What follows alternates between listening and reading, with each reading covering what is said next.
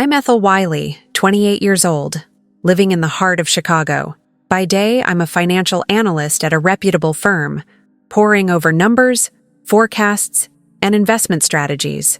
But beyond the typical office grind, I'm also the silent steward of my family's financial affairs, a role I took on quietly after college, and one that has shaped every waking moment since. I graduated 6 years ago with a degree in finance, and right from the start, my family leaned on me in ways I never expected.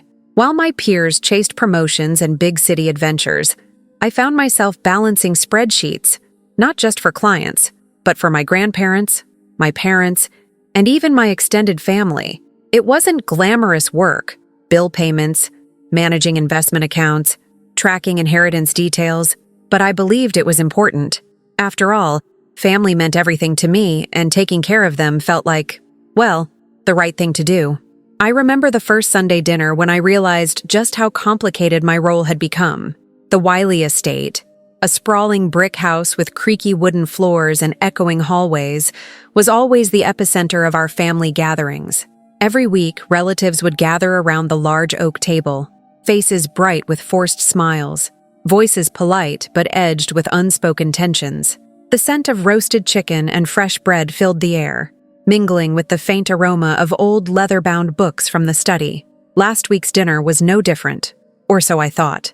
As I helped clear the plates, my cousin Mason, ever the charismatic one with a grin that could charm anyone, decided to stir the pot. "So, Ethel," he said with a smirk, leaning back in his chair, "who do you think really controls the money these days?" His voice was casual, but there was a sharper edge beneath the surface, a challenge, barely concealed. The room fell quiet for a heartbeat longer than usual. My mother, Rachel, glanced away, gripping her napkin tightly. Mason's question wasn't new, but it carried weight, a subtle reminder that beneath the veneer of family unity, control over our grandparents' inheritance was a battleground. I wanted to brush it off, to keep the peace like I always did. But inside, a knot tightened, a mixture of frustration, exhaustion, and something harder to name. It wasn't just about money. It was about recognition, about respect for all the behind-the-scenes work I did, the sleepless nights balancing accounts, the careful planning to keep our family afloat financially and emotionally. Growing up, I was the quiet one. Where Mason's laughter and charm drew people in, I stayed in the background, meticulous and dependable. My work ethic became my armor. I learned to speak softly, but carry a spreadsheet in my hand. I've been the family's unofficial financial gatekeeper, reconciling disputes, deciphering legal jargon, and smoothing over conflicts that no one else wanted to address. Yet no one really thanked me for it. My efforts were assumed, invisible, and that silence was the hardest part. That night, as I lay in bed, the question Mason raised echoed in my mind. Who did control the money? Was it really me, quietly steering everything behind closed doors? Or was it Mason, wielding charm and entitlement as his weapons, quietly undermining my work while basking in the family's favor? I knew one thing for sure. The piece I clung to was fragile. The foundation I had built with care and patience was shifting beneath my feet. And if I didn't act soon, everything I'd worked for, the trust, the legacy, the future, could slip away. But for now, I put on my calm face, preparing for the storm that was quietly gathering. Because family, complicated as it was, still needed me. At least, that's what I told myself. The tension between Mason and me didn't appear overnight. It was a slow, creeping shadow that stretched back to years before I even stepped into the role of managing family finances. I can still recall the moments when things began to shift, subtle, yet unmistakable. Mason, with his effortless charisma and natural knack for self-promotion, was handed opportunities that I had long dreamed of, yet was quietly denied. When I was in college, studying finance and estate planning, Mason was already being groomed for the spotlight. Uncle Greg, with his sharp business sense, favored Mason for every new venture. From early on, Mason was introduced to trusted family friends, invited to meetings about the family's business expansions, and even given exclusive access to discussions about investments. These weren't just perks. They were clear signals of who was in and who was out. Meanwhile, I watched from the sidelines. Despite my degree and internships, I was often told, "Ethel, you're young. Let Mason take the lead." Or, "This is more of a business thing. You focus on keeping the family accounts in order." Even my mother, Rachel, who I thought would have my back unconditionally, would gently remind me, "Family first, Ethel. Be patient. Your time will come." I wanted to believe her, but every time Mason's name was the one spoken with admiration and mine was passed over, that hope dimmed a little more. I remember vividly one afternoon when I was 21. We were all gathered in the living room of the family's lake house, a place meant for bonding, yet that day it felt like a courtroom. The adults were discussing plans for the annual family vacation, a tradition overseen by Grandpa and Grandma Wiley. I assumed I would have a say in the conversation, given my passion for finance and organizational skills. Instead, my mother signaled for me to step aside, and Mason slid into the seat beside Grandpa, confidently sharing ideas about budgeting and renovation for the property. That exclusion stung deeply, the unspoken message clear: my input wasn't valued. Mason's charm filled the room, and everyone nodded eagerly at his proposals. I sat quietly, the feeling of invisibility heavy on my chest. Over time, this pattern entrenched itself. My contributions, drafting budgets, managing bills, ensuring taxes were paid, were expected but rarely acknowledged. Mason's ideas were heralded as visionary, my work as routine housekeeping. The family's dynamics complicated this further. Aunt Linda, ever the social butterfly, openly praised Mason's business savvy during family events, often overlooking my behind-the-scenes efforts. "He's got the flair," she would say with a smile, while my own meticulous planning was dismissed as just numbers. This favoritism wasn't malicious. It was woven into the fabric of our roles, but it felt like a slowly tightening noose, suffocating my sense of worth. Even my younger brother, Jake, seemed to absorb this dynamic without question. At first, he looked up to Mason with admiration, mimicking his confident gestures and dismissive tone. I caught him once rolling his eyes when I explained a financial strategy during a family gathering. That moment hurt more than any direct slight from others. My mother's mantra, "Family first," echoed endlessly, a phrase meant to soothe but often used to silence my frustrations.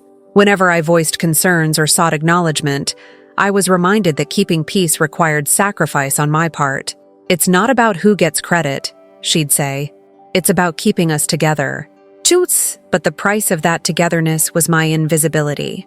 Despite it all, I clung to hope. I believed that if I worked harder, stayed patient, and remained loyal, my family would eventually recognize my dedication. I imagined a future where my expertise would be valued, where Mason's bravado wouldn't eclipse the quiet strength I brought to the table. Yet, beneath the surface, resentment grew, a slow burn fueled by countless overlooked moments and unspoken grievances. I was caught in a web of family expectations and my own desire for respect. Mason's favors and my sacrifices painted two very different pictures of who deserved to lead and protect our family's legacy. Looking back now, I see those years as the foundation of a fault line, one that would eventually crack wide open. The invisible line between favoritism and fairness, between entitlement and earned trust, was already there. And I knew that the longer I stayed silent, the harder it would be to reclaim what was rightfully mine. After college, I made a choice that surprised many who knew me. I turned down a higher-paying job offer in New York, one that promised excitement, fast-track promotions, and a life far removed from the constant family drama I was entangled in. Instead, I stayed in Chicago, close to my grandparents and the sprawling Wiley estate, because I believed that keeping the family's finances in order was more important than chasing a paycheck or prestige. It wasn't a glamorous decision, but it was mine, and I thought it was the right one. The reality of managing our family's money was far from what I'd imagined when I studied finance. It was tedious, repetitive, and completely invisible to everyone except the few who depended on me quietly. Every month, I pored over bills, utility payments for the estate, medical expenses for Grandma, property taxes on the lake house, and made sure every dollar was accounted for. It was like tending a garden no one ever saw, pulling weeds quietly while the flowers bloomed unnoticed. One afternoon, I sat in the dimly lit study at the Wiley estate, the scent of aged paper and cedar wood lingering in the air. The soft click of the keyboard was my soundtrack as I updated investment portfolios, balancing risk with prudence. My grandparents had entrusted me with overseeing their diverse assets, a mix of stocks, bonds, and real estate holdings, and I took it seriously. Every decision was made with care, knowing that we weren't just preserving dollars, but a legacy. I even extended my support beyond the traditional boundaries. Mason, with his big ideas and relentless charm, approached me for a personal loan to seed his startup. Despite my reservations, I lent him the money, convinced it was another way to help the family thrive. I didn't expect gratitude. I just wanted things to work out. But instead, my generosity became just another footnote in the family story, overlooked and dismissed. My mother, Rachel, often pulled me aside during our tense family dinners. With a soft voice and tired eyes, she'd say, "Ethel, you're the glue holding us all together. Don't forget that." Her words were meant to comfort me, but they also revealed how much weight I carried alone. She valued what I did, but even her encouragement felt like a double-edged sword, praise that came with an expectation of endless sacrifice. In contrast, my Aunt Linda was more vocal about her opinions. At one gathering, I overheard her telling a neighbor, "Mason's the one with vision. He's got the flair. Ethel, she's good with the numbers, but that's about it." The dismissal stung. It was never outright hostility, but a subtle sidelining that chipped away at my confidence. I was the quiet one, the background player, the keeper of the books, never the star. Even at home, the family dynamics crept in. My younger brother Jake began to mirror Mason's brash confidence and dismissive attitude. One evening, during a casual conversation about budgeting for a family trip, I explained some cost-saving ideas. Jake rolled his eyes so hard I thought they might get stuck. "Ethel, it's just money," he muttered. "You worry too much." His words echoed loudly in the silence that followed. Despite all this, I clung to the hope that my dedication would eventually be recognized. I held on to the belief that loyalty and hard work would trump charm and entitlement. Every spreadsheet I balanced, every bill I paid, every financial strategy I devised was a brick in a foundation I thought would support the family for years to come. But the reality was steadily more complicated. My sacrifices seemed invisible, my expertise undervalued, and Mason's favored status only grew stronger. I was the family's financial backbone, yet I was treated like a mere accountant. Necessary, yes, but replaceable and unremarkable. Still, I kept going. Because family, beneath all the frustrations and disappointments, was supposed to be where I belonged, and I was determined to hold that space, even if it meant being the quiet one in a room full of loud voices. Last year's family reunion was supposed to be a celebration, a rare moment when the entire Wiley clan gathered under one roof, sharing laughter, stories, and memories that tied us together. But that day, amidst the clinking glasses and murmurs of old jokes, a fissure cracked wide open.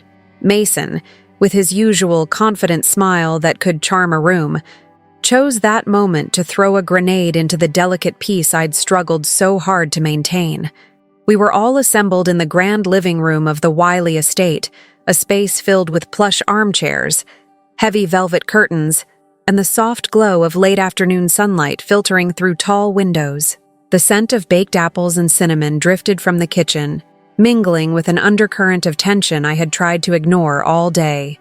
My grandparents sat quietly in their favorite seats, their faces calm but watchful, as if they sensed something unspoken was about to unravel. Mason leaned forward, his eyes locking onto mine with that piercing gleam of mischief and challenge. "So, Ethel," he began, his tone light but laced with something sharper, "I've been wondering, with all these decisions about the inheritance, how much are you really telling us? Are you holding back money? Maybe keeping some for yourself?" The room fell suddenly hushed, the chatter evaporating like mist. A charged silence followed. I could feel every eye flickering between Mason and me. Cousins, aunts, uncles, even my mother. Her gaze drifted away, fixed on the ornate grandfather clock ticking steadily in the corner, her hands clenched tightly in her lap. It was the kind of silence that presses down on your chest, thick and suffocating. I opened my mouth to respond, to deny the accusation outright, but the words tangled in my throat. Mason's insinuation wasn't just a careless jab. It was a calculated move to undermine my integrity, to cast doubt on every late night I'd spent poring over statements, reconciling accounts, and safeguarding the family's legacy. The air felt heavy with judgment, as if my years of silent labor were suddenly erased by one pointed question. Then, like a wave crashing over me, Uncle Greg chimed in. His voice was smooth but carried a cutting edge. "Ethel's always been too cautious, maybe even controlling," he said, with a thin smile that didn't reach his eyes. "You'd think with all her numbers, she'd be more transparent. But sometimes, being too careful looks like hiding things." The family tittered, some faces breaking into uncomfortable grins, others nodding in agreement. My mother, Rachel, glanced at me briefly, her expression a mix of sorrow and resignation. She didn't speak, but her silence spoke volumes, an unspoken permission for the family to doubt me, to question my loyalty. It was a silent betrayal that cut deeper than any harsh word. I felt the heat rise in my cheeks, a flush of embarrassment and anger swirling inside me. The people who should have stood by me, the ones who depended on my steadiness, were instead fueling this public interrogation. The room, usually a place of warm familiarity, felt cold and alien. Trying to steady my voice, I finally spoke. "I've been transparent with every transaction, every decision. I keep detailed records and consult with Grandpa and Grandma regularly. But my words seemed to hang in the air, fragile against the weight of doubt Mason had sown." Mason smirked, unfazed. "Transparency is one thing, Ethel, but when you have full control, it's easy to shift things around without anyone noticing. Maybe it's time the family had a say in how the money's managed." His gaze swept the room as if rallying silent support. I swallowed hard, knowing that the smile plastered across my face was a brittle mask. Inside, I was reeling, not just from Mason's words, but from the way the family seemed ready to believe him. They knew the truth about how carefully I handled that money, how many late nights I sacrificed to keep everything in order. Yet here, in front of everyone, that work was dismissed as suspicion and control. The tension was palpable, an electric charge humming beneath the veneer of polite smiles and forced pleasantries. The once familiar faces of my family members looked suddenly distant, their eyes reflecting alliances and doubts I hadn't guessed existed beneath the surface. The rest of the reunion passed in a blur of strained conversations and sideways glances. The warm laughter had faded, replaced by a brittle politeness that dulled every exchange. I caught my mother's eye once more, and she gave me a sad, apologetic look, one that said she wished she could bridge the growing divide but wasn't sure how. Later that night, lying in bed, I replayed the scene again and again, the way Mason's words cut through the room, the silence that followed, the way my family's faith in me seemed to falter in an instant. That moment marked a turning point. It wasn't just about money anymore. It was about trust, respect, and the precarious balance of power within our family. The humiliation was raw. I felt exposed, as if the foundation I'd built through years of quiet dedication had been cracked open for all to see. Yet beneath the hurt, a stubborn resolve began to grow. If this was the battleground, then I had to stand my ground. Because no matter how much they doubted me, how loud Mason's voice became, or how deep the fissures ran, this was my family, and I wasn't going to let their assumptions destroy everything I'd worked to protect. The war for control was just beginning. 2 months ago, the fragile trust I had clung to shattered in the most brutal way. I stumbled upon something I never thought I would see. Mason and Greg, my own family, breaking the very rules that bound us. They had gained unauthorized access to my grandparents' safe deposit box at the downtown bank. I still remember the cold weight in my chest the moment I realized what was happening, a sickening mix of betrayal and disbelief. It began on a quiet Saturday afternoon. I was at the Wiley estate, going over some paperwork for my grandparents' accounts. The house was unusually silent. the kind of stillness that presses into your ears. While searching for a particular document in the study's locked cabinet, I found an old receipt tucked behind a ledger, an official record from the bank indicating recent activity on the safe deposit box. That in itself wasn't odd, but the dates were recent, and the signatures didn't match the authorized family members I knew. My heart raced as I grabbed my phone and called the bank discreetly, asking for confirmation. After a tense hold, the bank representative verified that the box had indeed been accessed twice in the last month. I requested copies of the visitor logs under my authority as a family fiduciary. The names that appeared on those logs were Mason and Greg. I sat down, stunned. How could they have done this without telling me or our grandparents? The safe deposit box wasn't just any vault. It contained irreplaceable documents, Grandpa's original will, deeds to properties, investment certificates, and the silver locket Grandma always wore, a symbol of our family's legacy. Opening it without consent wasn't just a breach of trust, it was a betrayal. The worst part? It wasn't a one-time mistake or a misunderstanding. I dug deeper, reviewing emails and texts I'd somehow missed. There were secret conversations between Mason and Greg, plans to divide up the assets before Grandpa's will was officially executed. The language was cold and calculated. Discussions about selling the lake house, liquidating stock portfolios, even mentions of moving funds offshore. And then came the most heartbreaking discovery. My mother, Rachel, was involved. Not just aware, but active in concealing the truth from me. Messages showed she had advised Mason and Greg on timing and assured them I wouldn't find out. It felt like a dagger twisting in my heart. The woman who had told me to be patient and put family first was now complicit in a secret plan to undermine everything I had worked for. I couldn't hide the turmoil brewing inside me. Later that evening, I confronted them, all three. The kitchen was cold, the overhead lights casting harsh shadows on the walls. Mason's usual smirk was replaced by a guarded glare. Greg's calm demeanor flickered with irritation, and Rachel's eyes were tired, conflicted. "I know what you've been doing," I said, my voice steadier than I felt. "Accessing the safe deposit box without authorization. Planning to split the inheritance before Grandpa's will is executed. And Mom, you knew." Mason scoffed, crossing his arms. "You're paranoid, Ethel. This is family business. We're just making sure things don't fall apart." Greg added, "You're too cautious, as always. Trying to control everything only slows us down." Rachel looked away, her voice barely above a whisper. "Ethel, you don't understand the pressures we're under. Mason's trying to keep the family afloat." Their words stung, but it was the accusation from all of them that cut deepest. They claimed I was the one trying to steal the family's legacy, painting me as the villain for seeking transparency and protection. Tom, my husband, was there, his presence a quiet anchor amid the storm. He witnessed the cold dismissal of my concerns, the way my family turned on me with barely concealed contempt.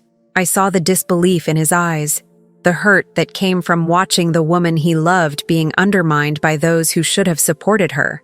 That night, lying awake, the weight of betrayal pressed down on me. I had hoped my family valued trust and loyalty above all else. Instead, I was confronted with the harsh truth that greed and entitlement had taken root where love once grew. For the first time, I understood that the peace I had fought to maintain was fragile, perhaps even an illusion. The foundation of our family was cracking, and the only way to protect what mattered was to face the fracture head-on. The question no longer was whether I could keep the trust intact, but how I would survive the fallout, and whether the family I once believed in would survive it too. Grief is a weight you carry in your chest, heavy, oppressive, and suffocating. But grief alone doesn't last forever. For me, that unbearable sadness slowly gave way to something sharper and fiercer: anger. Anger at the years I had poured into this family without recognition. Anger at the invisible walls built around me, the silent dismissals, the whispered doubts that questioned my integrity. The family first mantra that had echoed through every tense conversation and awkward silence now felt like a cruel joke, a phrase wielded to mask the greed and entitlement festering beneath our polite gatherings. I sat alone one evening in my small apartment, the Chicago skyline glowing faintly through the window. The city lights blinked like distant stars, indifferent to the turmoil inside me. My laptop lay open, displaying spreadsheets and bank statements. But my mind wasn't on numbers. I was scrolling through years of emails, notes, and family messages, painstakingly collected evidence that revealed a truth I could no longer deny. There were the countless times Mason sidestepped my efforts, acting as if he owned the family's future without earning it.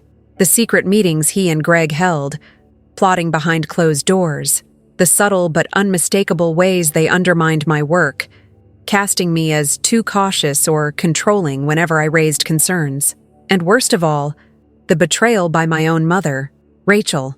Her silence and complicity a harsh blow I hadn't expected. For so long, I had believed that loyalty meant patience and sacrifice, that the family's well-being was worth every slight, every dismissal. But now, I saw that phrase, family first, had been twisted into a weapon, used to silence me, to excuse their selfishness, to keep the truth hidden. It was a shield for their greed, a way to justify entitlement disguised as tradition. That realization sparked a fire inside me. I wasn't just hurt. I was done being invisible. The woman who had quietly managed millions, who had sacrificed her own ambitions for the sake of family harmony, was ready to draw a line in the sand. I was no longer willing to be the scapegoat, the silent caretaker, or the punching bag for their frustrations. I thought back to the countless Sunday dinners, the veneer of civility that barely concealed the simmering tensions beneath. I recalled Mason's smug grin as he challenged my authority over the inheritance, Uncle Greg's cutting remarks, and Aunt Linda's dismissive whispers. I remembered the way my mother's eyes would avoid mine when the accusations flew. It all formed a pattern that I could no longer ignore. And yet, beneath the anger, there was a sobering clarity. This wasn't just about money or power. It was about respect, about being seen and heard as an equal, not a footnote, about protecting the legacy my grandparents had entrusted to me, not allowing it to be squandered by entitlement and deception. I realized then that protecting the inheritance meant protecting myself as well. I had to build walls where there were none, to guard what was rightfully ours from those who would plunder it. I had to stop hoping for reconciliation with those who had already chosen their side. The time for silence was over, but this wasn't a decision I made lightly. I wrestled with the weight of it in the quiet moments, the thought of fracturing the family even further, the fear of becoming the villain in their eyes.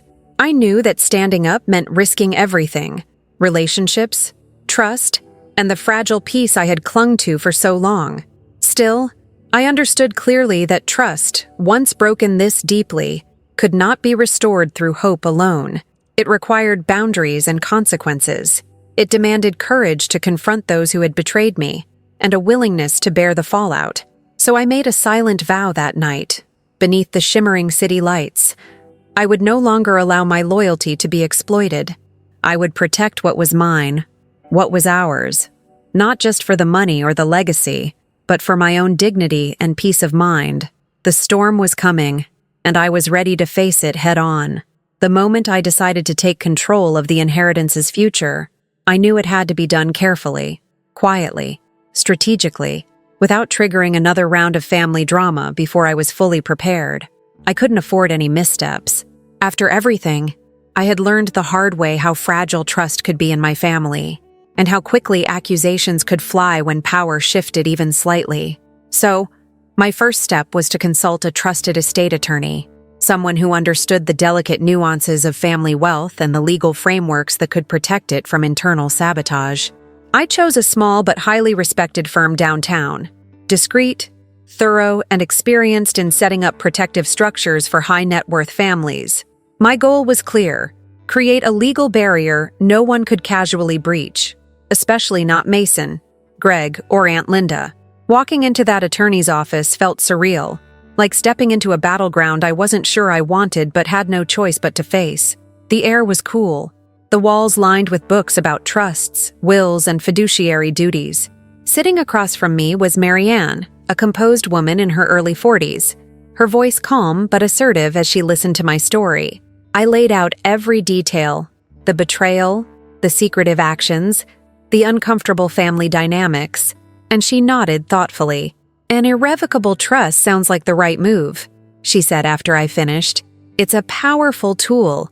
Once established, the assets placed inside are legally separated from your personal holdings and, critically, protected from unauthorized access or claims. You'd be the trustee, with full authority, but you can also designate conditions and beneficiaries clearly. It's not something that can be easily challenged without significant legal obstacles." I exhaled, relief mixing with resolve. This wasn't just about shielding money. It was about reclaiming control and setting boundaries that couldn't be ignored. Marianne helped me draft the trust deed quietly, specifying that Mason, Greg, and Linda were excluded from its benefits, based on documented evidence of their attempts to manipulate the inheritance. The language was precise, leaving no loopholes for backdoor claims or future interference. But I didn't stop there. I knew that legal protection alone wouldn't be enough if they continued to pry elsewhere. Over the next few weeks, I meticulously gathered evidence, emails, text messages, even recorded phone calls where Mason and Greg discussed plans to access funds prematurely. Each piece was a thread in a web that clearly showed their intent to bypass the family's agreed protocols. I organized everything with the same careful attention I applied to financial reports, knowing this documentation could become crucial if conflicts escalated. Protecting the inheritance also meant securing digital and physical access. I changed all the online account passwords, updated banking authorizations, and ordered new keycards and codes for safety deposit boxes. Every step was deliberate, calculated to cut off any unauthorized attempts before they happened. These moves weren't visible to the family. To them, I remained the same dependable Ethel, quietly managing finances, attending meetings, answering questions with the same calm demeanor. Inside, though, I was preparing a silent fortress. Each locked door, each encrypted password was a barrier against betrayal. At night, I would review the trust documents again, imagining the wave of surprise and shock when the family finally learned of the changes. I pictured Mason's smug grin fading, replaced by confusion and frustration, and the ripple effect it would send through the tangled web of family relationships. It was a lonely process. I didn't share the details with Rachel or Tom. Too risky, too early. I feared leaks, misunderstandings. Instead, I focused on the task, letting my professional skills guide me. The quiet satisfaction of assembling a plan that no one could undermine was a balm to the wounds left by their past betrayals. Yet, beneath the calm surface, a storm was brewing. Every action I took tightened the invisible noose around those who had tried to exploit the inheritance. I was no longer just managing money. I was drawing a clear line. This legacy was not for the taking by entitlement or manipulation. It belonged to those who respected its history and upheld its integrity. And as the weeks passed, I sensed the family's undercurrent shifting, even if they didn't know why. Mason's calls became less frequent. Greg's usual casual confidence seemed tinged with unease. Aunt Linda's social gatherings no longer included whispered plans about quick gains. I was watching a carefully constructed house of cards begin to tremble, all while I maintained my composed exterior. The trust wasn't just a legal document. It was my declaration of independence within the family, a shield forged from years of invisible labor and quiet sacrifice. It was the beginning of a new chapter where I would no longer be the overlooked caretaker, but the guardian of our shared future. And as I locked away the final signed papers, I knew the real test was just ahead. After setting the trust in motion, I knew my next moves had to be subtle but unmistakably firm. I began pulling back in ways that felt both necessary and painfully deliberate. The first domino to fall was Mason's persistent requests for personal loans. For years, I had quietly supported his ventures, often bending over backward to help with no guarantee of repayment. But now, when Mason asked, usually with that too confident grin, I declined. The words came out steady and unyielding. "I'm sorry, Mason. I can't lend you money right now." His face tightened for a moment, the usual charm flickering like a shadow, but he masked it quickly with a forced smile and a casual, "No worries, Ethel. I'll find another way." Turning down Mason wasn't easy. It was more than money. It symbolized a break in the unspoken contract that I would always be the family's financial safety net, no matter his attitude or past missteps. Yet, as relief and frustration mingled in my chest, I felt a quiet empowerment stirring. For once, I was setting the terms. Along with the financial boundary, I started withdrawing from some family events. Sunday dinners, once a fixture I rarely missed, became occasions I politely declined or had to work late. I no longer responded immediately to calls or texts, even when they came from familiar family numbers. The phone would ring 2-3 times before I decided if or when to answer. Sometimes I let the calls go to voicemail, composing a measured reply later, or sometimes not at all. Family members noticed the change, of course. The subtle distance didn't go unnoticed by Mason or Aunt Linda, who often sent messages dripping with casual concern that barely concealed their irritation. "Hope everything's okay, Ethel," Linda texted one evening, followed by, "We miss you at dinner." Mason's texts were more pointed. "Why the cold shoulder? We're family." Yet I held firm, knowing that engaging too freely would only invite further manipulation. The atmosphere within the family began to shift, though externally I maintained my usual calm and reliable demeanor. At work, colleagues saw no difference. I continued to meet deadlines, analyze data, and manage accounts with the same precision. But behind closed doors, I was no longer the eager participant in family drama. I was recalibrating my role, shedding the invisible burdens I had carried for years. I also fortified my digital defenses. Passwords on all family financial accounts were changed, with multi-factor authentication added where possible. I informed my grandparents' executor about the trust discreetly, ensuring legal oversight was in place. Every step was a safeguard, an invisible wall to protect the inheritance from further encroachment. Meanwhile, I quietly severed the financial lifeline I had extended to Mason's startup. My support had been a lifeboat for months, covering gaps when his funds ran dry. Slowly, I stopped injecting money without fanfare or explanation.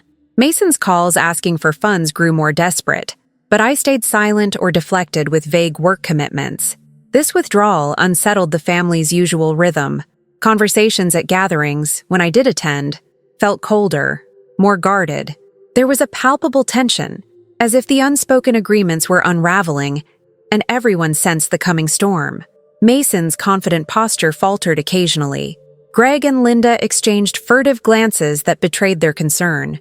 Yet, they all guessed wrong in thinking my retreat was a sign of weakness or defeat. It was, in fact, the calm before a reckoning. I was watching, listening, and preparing, ensuring each move was deliberate and backed by the protective legal measures I had set in place. Behind the scenes, I continued gathering evidence, copies of suspicious communications, records of unauthorized access attempts, and notes on family interactions that revealed the true nature of their intentions. Every piece added weight to a growing case that I knew could not be ignored forever. In those quiet moments, I often reflected on how far I had come, from the eager, hopeful young woman who took on family finances out of love, to the vigilant guardian ready to enforce boundaries. It was a lonely path, but necessary. The family's complacency was their greatest mistake. By underestimating my resolve and assuming I would always acquiesce, they were blind to the fortress I had built around the inheritance and around myself. As days turned into weeks, I sensed the walls closing in on them, while I stood unwavering behind mine.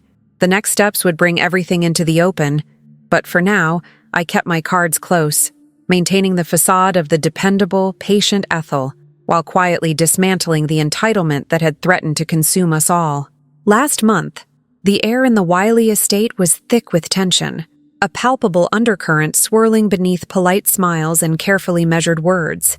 The family had gathered for another Sunday dinner, an event that once felt warm and familiar, but now carried the weight of unspoken grievances and simmering resentments. I knew this night would be different. It marked the moment I could no longer stay silent, no longer play the role of the quiet caretaker who swallowed insults and kept the peace at my own expense. The grand dining room, with its gleaming oak table and ornate crystal chandeliers, was filled with familiar faces. My mother Rachel sitting stiffly beside my Aunt Linda, Uncle Greg's sharp eyes flicking around the room, and Mason, my cousin, whose confident grin now felt more like a challenge than charm. The scent of roasted rosemary chicken mingled with the faint aroma of polished silverware, but I barely noticed, my focus sharpening on the task ahead. When the final course was cleared and the chatter lulled to a cautious quiet, I stood, feeling the weight of all the years of quiet sacrifice and invisible labor press down on me. The room turned its collective attention to me, some expressions curious, others guarded, and a few, Mason's in particular, tinged with smug anticipation. "Before we go any further tonight," I began, my voice calm but steady, "there's something important I need to share with all of you. It's about the inheritance my grandparents entrusted to us, and the steps I've taken to protect it." A hush settled over the room, the clinking of silverware ceasing as eyes locked onto me. I reached into my purse and pulled out a folder thick with documents, legal paperwork, trust deeds, and correspondence that had taken weeks to prepare and organize. "I've established an irrevocable trust," I continued, carefully enunciating the words, "to safeguard the $2.8 million inheritance. This trust legally separates the funds from individual control and ensures the money is managed transparently and responsibly in accordance with my grandparents' wishes." I could see the flicker of surprise ripple through the family. Mason's grin faltered, his eyes narrowing slightly, while Aunt Linda's lips pressed into a thin line. Uncle Greg leaned forward, folding his arms as if bracing for what was to come. "Importantly," I said, looking directly at Mason, and then sweeping my gaze across Aunt Linda and Uncle Greg. "Mason, Greg, and Linda have been excluded from being beneficiaries or having any control over this trust. This decision was not made lightly, but it is based on documented attempts to access and manipulate the inheritance without authorization." A sharp intake of breath came from my mother, Rachel, who avoided eye contact, her hands trembling slightly in her lap. I held her gaze for a brief moment, silently acknowledging the complicated feelings we both carried. Carefully, I opened the folder and began to lay out the evidence. Emails between Mason and Greg discussing secret plans to access the safe deposit box prematurely, recorded conversations where they spoke dismissively about my role, and documents showing unauthorized attempts to transfer funds. The weight of the evidence was undeniable. "I have also informed the executor of my grandparents' estate," I said, voice firm, "who fully supports this trust and the protective measures we've put in place. From now on, all decisions regarding distributions will be transparent and subject to legal oversight." Mason's confident demeanor crumbled, his fingers tapping nervously on the table. "You can't just shut us out, Ethel," he said, his voice strained but attempting to sound composed. "We're family. We deserve a say in how things are handled." I met his gaze evenly. "Family means respect and honesty, Mason. Those are the conditions for any future involvement. If trust is broken, there must be consequences." Aunt Linda spoke, her tone edged with frustration. "This feels like a betrayal, Ethel. You're turning your back on us." I shook my head gently, trying to keep the rising emotion in check. "It's not betrayal to protect what's ours from those who have tried to exploit it. This isn't personal. It's about integrity." Uncle Greg's voice was low but sharp. "You're playing a dangerous game, Ethel. This could tear the family apart." I exhaled slowly, the weight of that truth settling on my shoulders. "Perhaps, but it's a game we've already been playing, one where I was the only one following the rules. Now, those rules have changed." The room was heavy with silence, the kind that comes when years of unspoken conflicts finally break the surface. I could see my mother's conflicted expression, love and loyalty wrestling with disappointment. Mason's lips pressed into a thin line, the arrogance replaced by something more uncertain.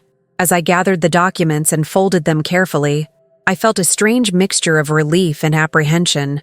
The boundaries I had drawn were clear and legally binding. The trust was no longer just a piece of paper. It was a declaration, a shield, and a line in the sand. But I knew this was only the beginning. The family dynamic had shifted irreversibly. The long shadows of resentment and entitlement were no longer whispers behind closed doors.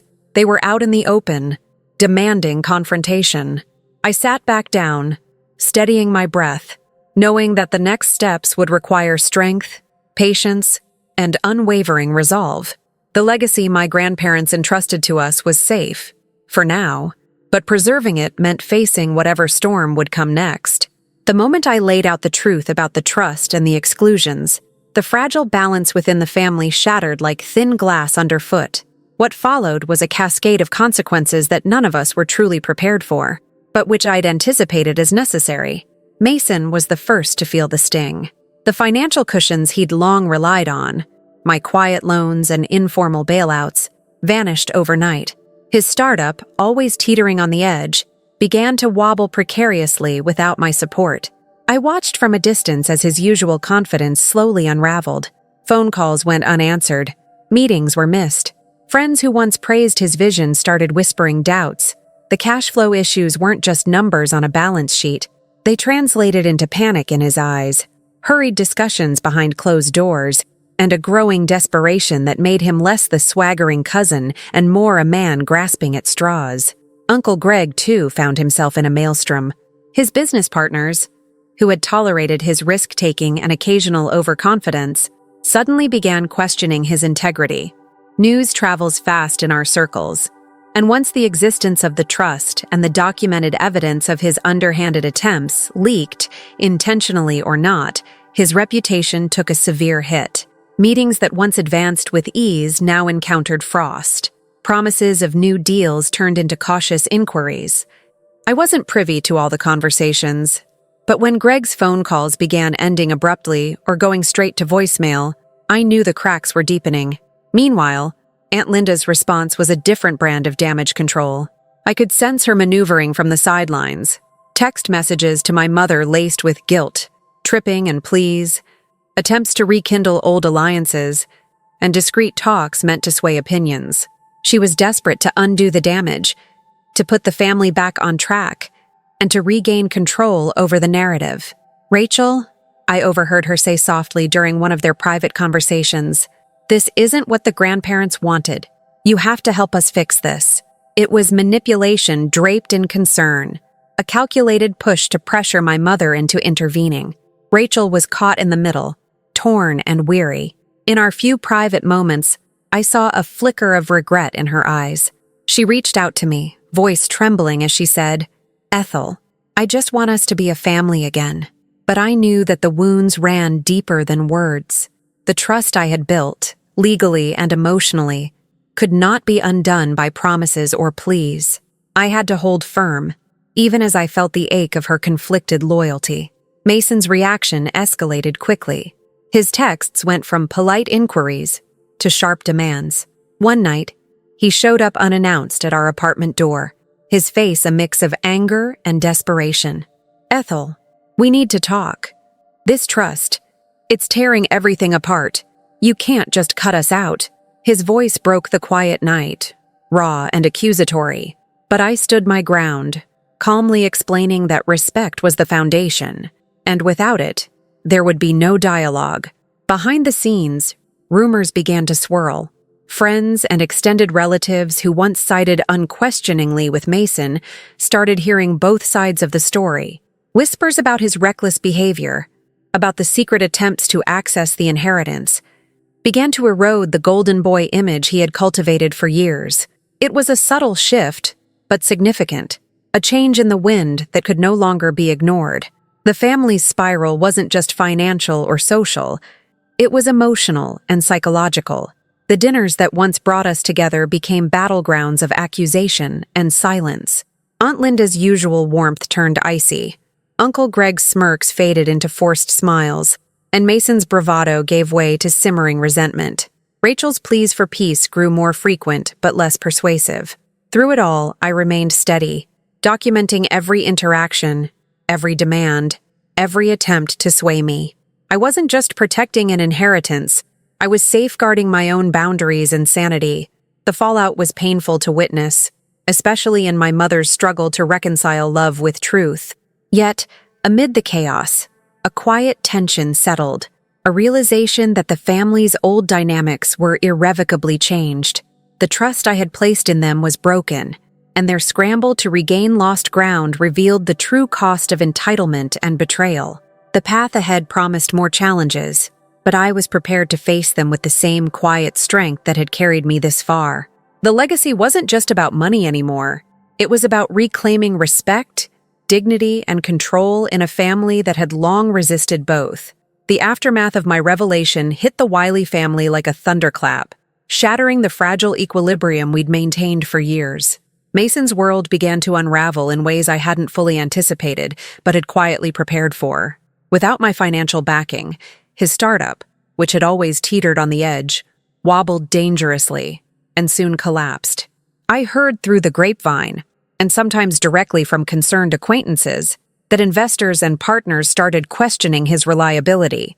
The once bright promise of his venture became shadowed by mounting debts and missed deadlines. It was almost surreal to watch Mason's confident swagger fade, replaced by frantic phone calls and late-night meetings where tension crackled in the air. His usual bravado, the grin that used to disarm critics and family alike, gave way to restless pacing and a flicker of desperation in his eyes. I felt a strange mixture of sadness and resolve watching this transformation. Sadness because I once believed in Mason's potential, and resolve because I knew this reckoning was necessary. Uncle Greg's reputation also took a hard hit. His business dealings, once considered smooth and promising, began to unravel under the weight of doubt.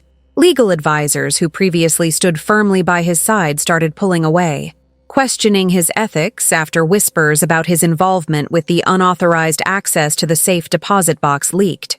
I wasn't involved in every conversation, but the sudden chill in his professional relationships was impossible to ignore.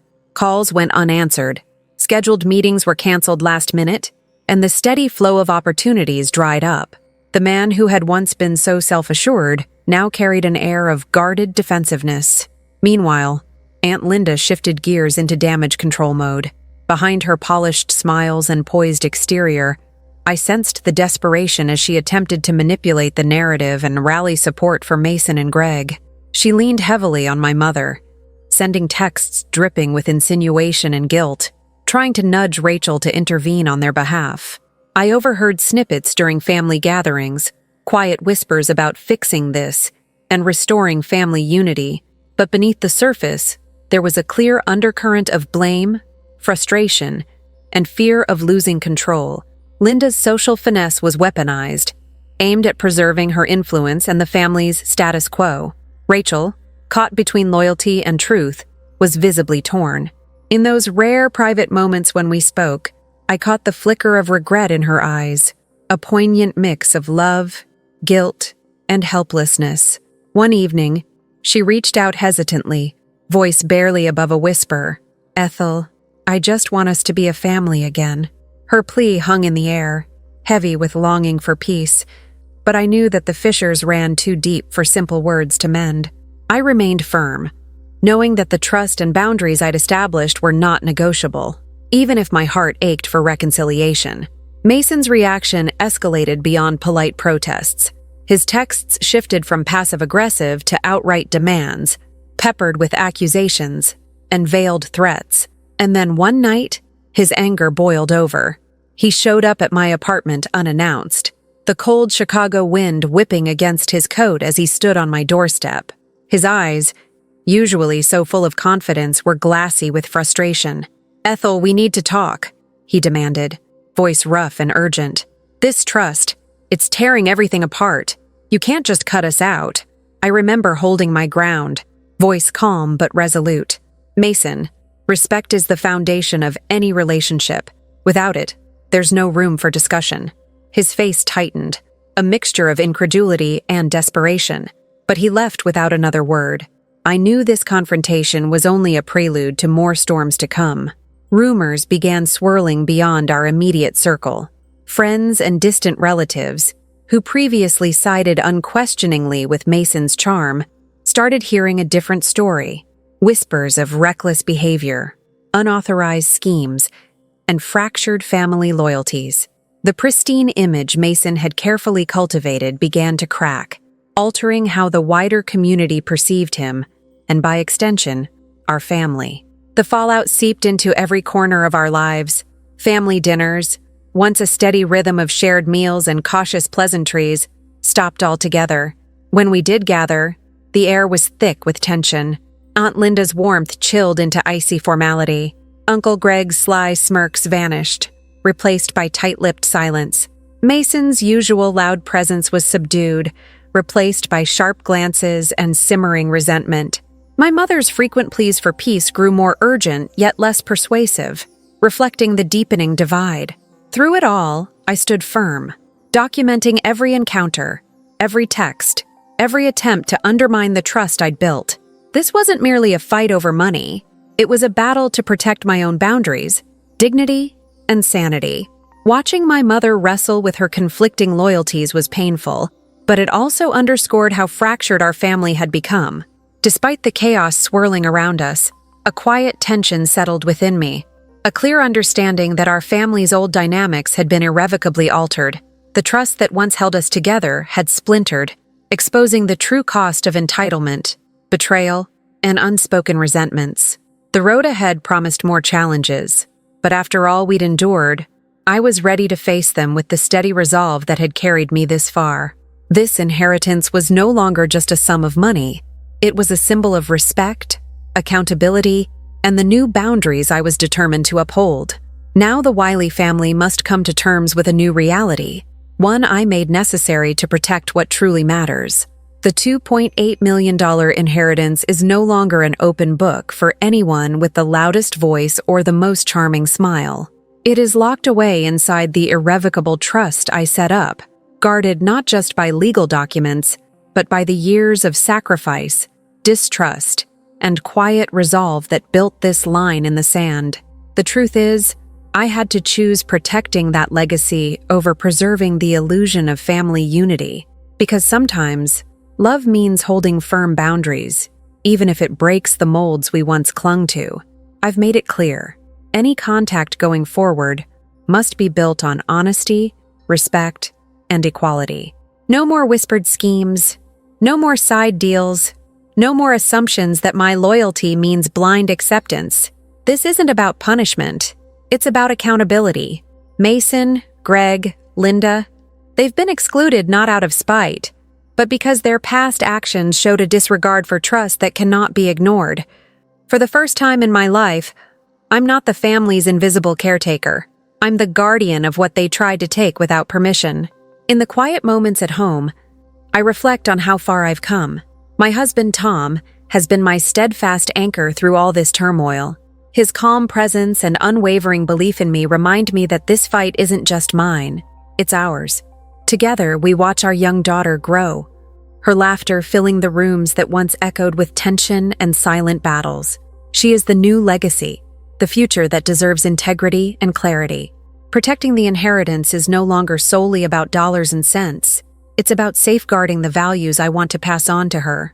Friends who have stood by me offer a different kind of family, a chosen one built on mutual respect and genuine care. Their support is a balm to the wounds left by fractured blood ties. I find solace in these connections, in the moments where my worth is recognized beyond ledger lines and inheritance disputes. The Wiley family's fractured state is theirs to navigate. They face a crossroads, growth, or permanent estrangement. I won't pretend the path won't be rocky. Old wounds don't heal overnight, and pride often stands in the way of reconciliation. But the boundaries I set are not walls built to isolate. They are gates, guarded and deliberate, that open only to those willing to meet me where I stand. Standing up for myself has brought a peace I never expected.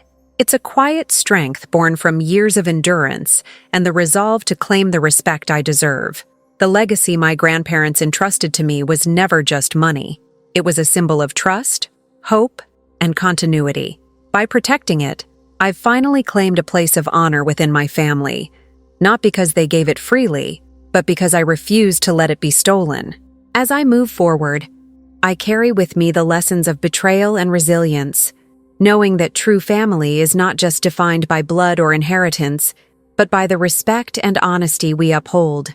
And in that truth, I find my resolve to build a future not shadowed by the past, but illuminated by the integrity I fought so hard to protect.